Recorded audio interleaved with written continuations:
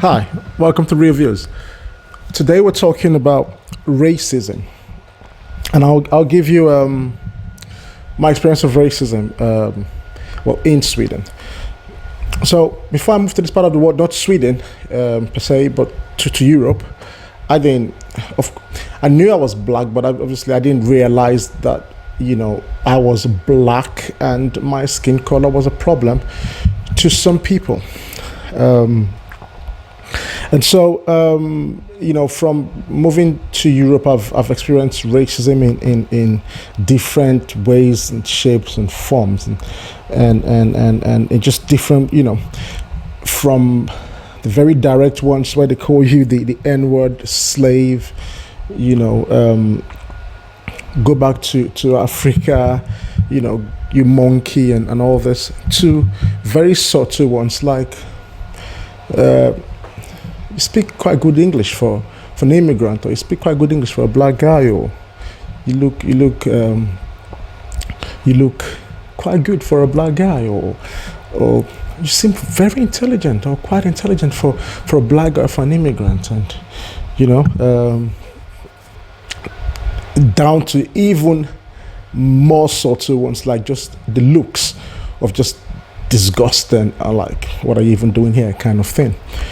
But this particular event situation stood in my mind.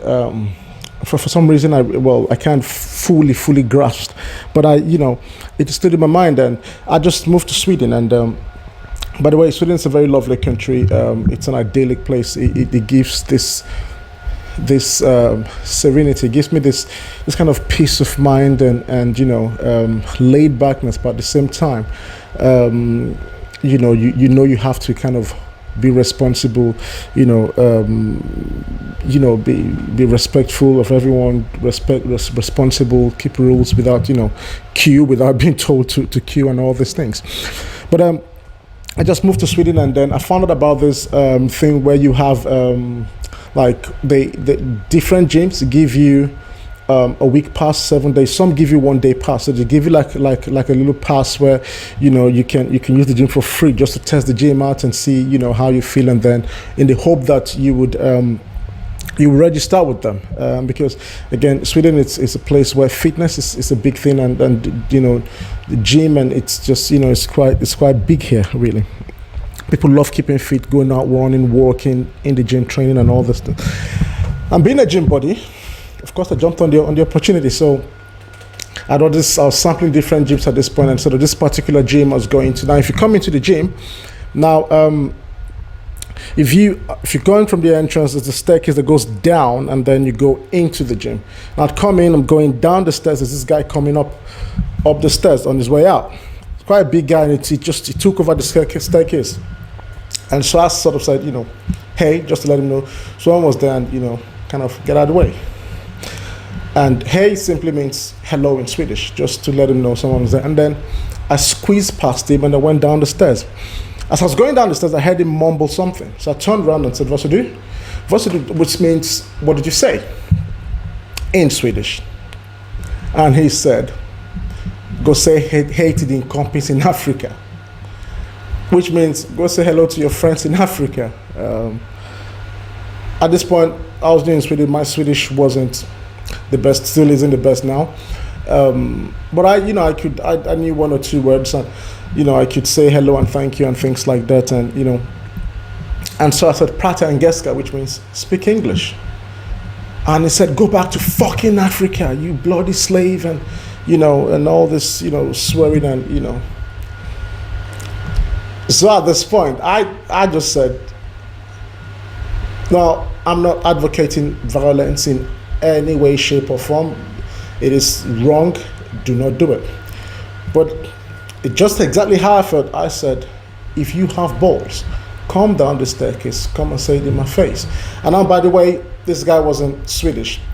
He had an accent from the Balkans, and that's not to say that people from the Balkans are racist or anything like that. He was just an idiot on his own. He was just an independent idiot. Simple as that. That's it. I've met a lot of people from the Balkans who are amazing. People have work, business. They're just amazing.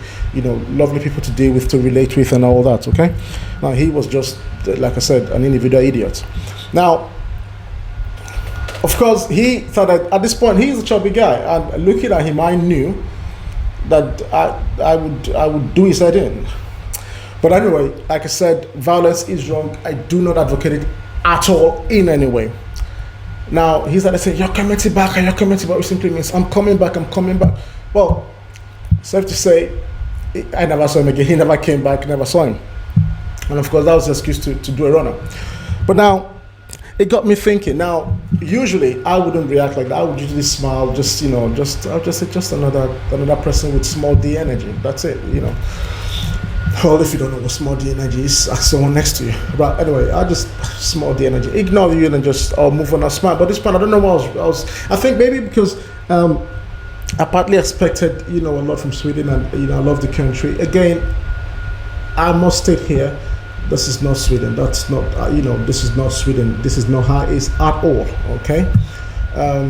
Of course, like every other place, you get pockets of racist idiots every now and again. It's, that's pretty normal, but that's not to say, Sweden is a lovely country. It's gradually becoming home to me. I've made amazing friendships.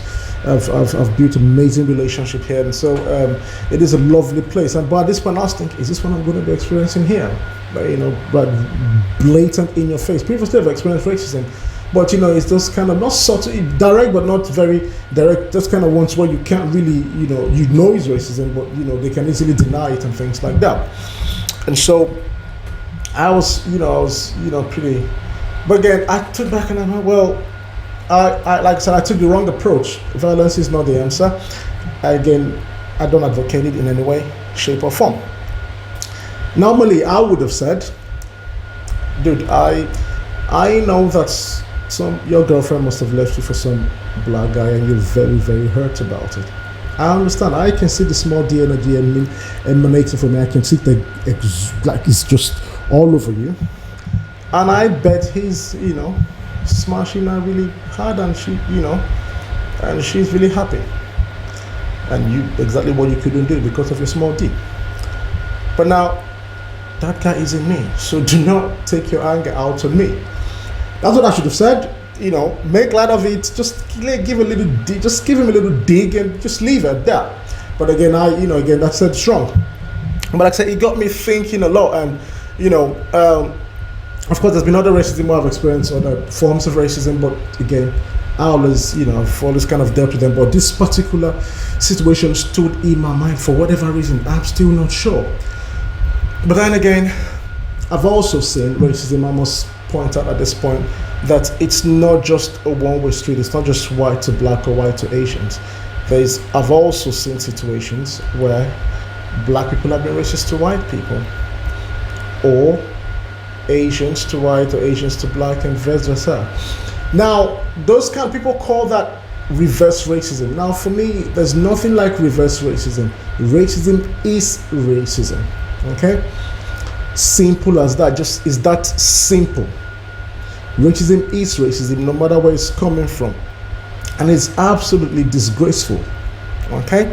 And so, if you've experienced racism in any way, shape, or form, whether you're male, female, black or white, Asian, Middle Eastern, anywhere, in any way, shape, or form, at work, at school, anywhere, please leave a comment below. Just tell me your experience, and let's discuss it. Tell me how it made you feel, how you dealt with it.